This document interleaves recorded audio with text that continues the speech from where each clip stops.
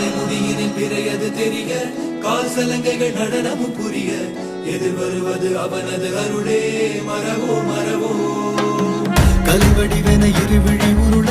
கார்முகிலது நிறமென திரள